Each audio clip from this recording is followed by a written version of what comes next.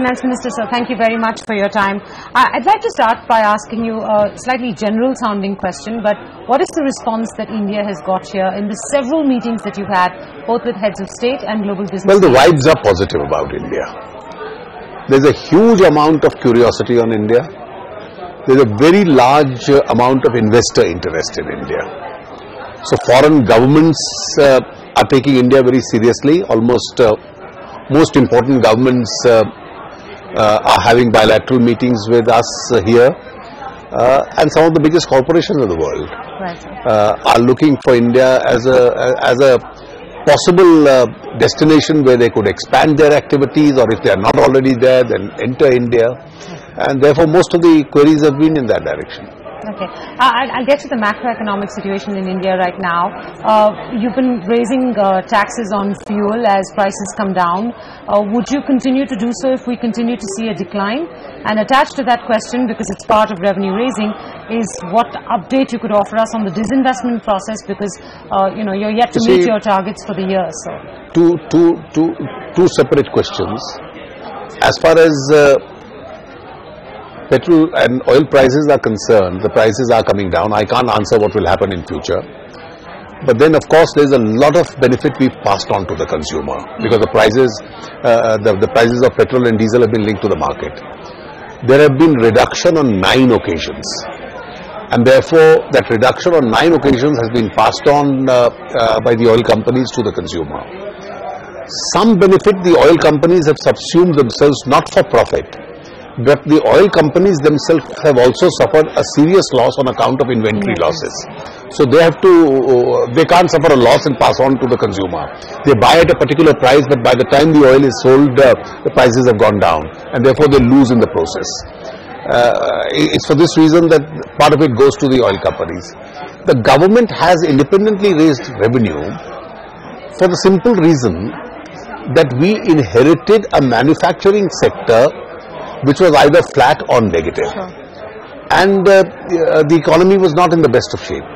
And I have expenditure to meet. I have expenditure in the social sector to meet. Now, I can't cut down radically the social sector expenditure, so we need the money from some resources. So some revenue bridging has taken place on account of what we've collected from the oil company, from the oil revenue. Do you have a rough estimate, sir, of how much you've collected via the taxes on? You see, this came at the fag end of the year. It came in the months of December and January, and therefore you have only 3 to 4 months left. So it can't be phenomenally very high, but it gives me some breathing space. Linked to that revenue raising issue is the issue of divestment, the targets of which are fairly unmet at this point in time. As you said, you are constrained by poor tax collections this fiscal because growth has not been very good. Well, I won't say these are poor tax collections, mind you. Okay. If you look at my income tax or direct tax growth, it has been significant, even though we are not passing through a fast-moving year. In the sense that if you assume that the growth is around 5.5%, the income tax revenues have substantially increased. It's the refunds which have created a problem for us, and therefore I am also having to pay for a part of the past liabilities. Similarly, in the indirect taxation, some areas are doing quite well. Manufacturing was a challenging area, but we see an upward movement at least towards the later part of the year. That apart, as far as divestment is concerned, we are committed to our divestment program, and a lot of activity is expected. Now, which are the companies? I think the media speculations is hurting the divestment programs. The media's role as far as the divestment program is concerned has been highly speculative. And that speculation leads to market speculation. It's already happened, and we have evidence to substantiate this. Therefore, as far as individual companies are concerned, I am absolutely in no position to share any detail with the media. But we are fairly committed to the divestment program, and are going to go ahead with this even in this fiscal and also in the next fiscal. I want to talk about long-term tax policy, and this is not necessarily connected just to this budget, but the longer-term vision of this government. You made a mention of how the revenue situation makes it very difficult for you to withdraw MAT on SEZs in your conversation earlier in the day. Well, if my manufacturing growth goes up, if India's normal GDP moves up to 8% and 9%, the flexibilities available with me will be far more. And if my if the growth is at a moderate level and my revenue position is tight, then I can't borrow to give reliefs. No, fair enough, sir. Actually, my question had to do with, do you envision a tax policy in India over the next 5 years that does away with or has only a minimal number of incentives for business and a lower tax rate across the board, thereby cleaning up the tax system? Well, I'll only make a generalized statement. I've repeatedly said we are not a high tax government. That's not our belief. We want to increase volumes, we want to increase economic activity. On the eve of the budget, this is the maximum I am willing to comment. Okay. Infrastructure spending will be a big focus area for you because that's one of the big needs for the country. I'm curious to try and understand what your longer term policy will be of how much you intend to spend on infrastructure and how you hope to be able to fund it. Well, we'll have to have some public spending because the public-private model, at least in the transient phase, has had a setback. The highway sector, it's apparent. In the long run, it's the railways, the ports, the highways, the rural roads. We want to start activity on each of these.